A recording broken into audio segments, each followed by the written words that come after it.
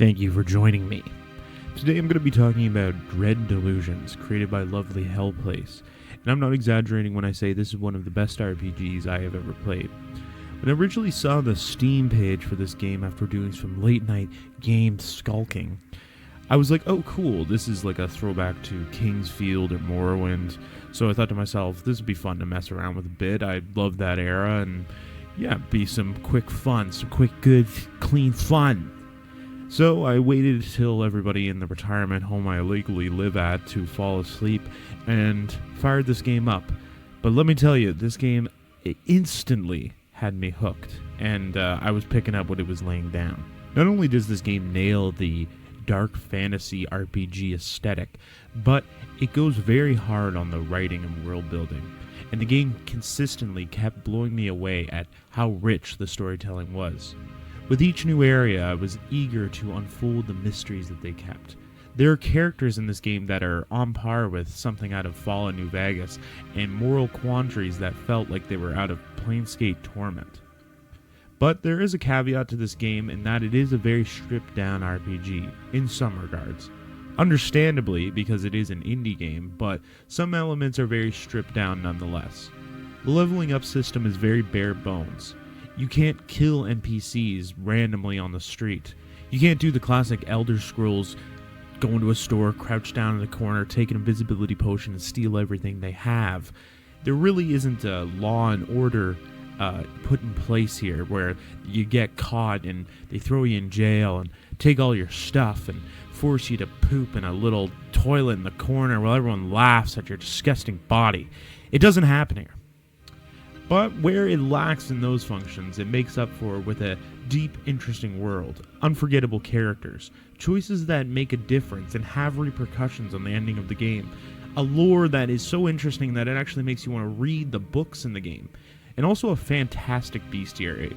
You know, sometimes in games the enemies are just a little generic, but not here. The enemies are really, really wacky and feel like they're like a Dr. Seuss paralysis demon. To give a brief explanation of the story in this game is that long ago in these lands, they were once ruled by these tyrannical gods. But eventually the people rose up and waged war and killed these gods and freed themselves. Now something called the Apostatic Union has taken over and established kind of a law and order in this world. So 40 years later, you are a prisoner of this Apostatic Union and are forced to go on a manhunt for somebody called Vela Kalus. But along your journey, you're faced with moral dilemmas, such as, should these old gods return? Were they keeping everything in order? Or are people just misremembering how terrible these old gods really were? And let me tell you, that is just a very brief rundown of the story and very much just the tip of the iceberg. But trust me when I say the world that lovely Hellplace has crafted here makes for some very thought-provoking quest lines. And it's not just the main quest that's banging, but all the side quests as well. With this game being a more stripped-down RPG, it's definitely more quality over quantity.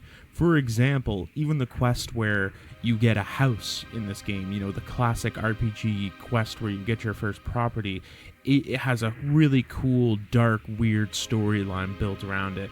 I don't want to say too much. I shan't say too much, but just trust me that everything in this game is finely tuned and finely crafted.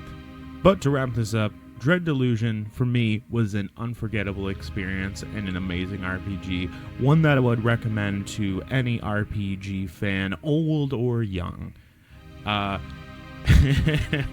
Apparently they've got a new game coming out sometime this year called Entropy, and if that game builds on what they did here, we could have a very delicious treat in store for us. Anyways, thanks for watching. You know what's funny, though, is at this retirement home that I live in, there's a guy that looks exactly like the dude who played Red Fox. But, I don't know. I'm the only one who thinks so. Apparently, I don't know. I mean, if you saw him, you'd agree. If you saw him, you'd agree with me.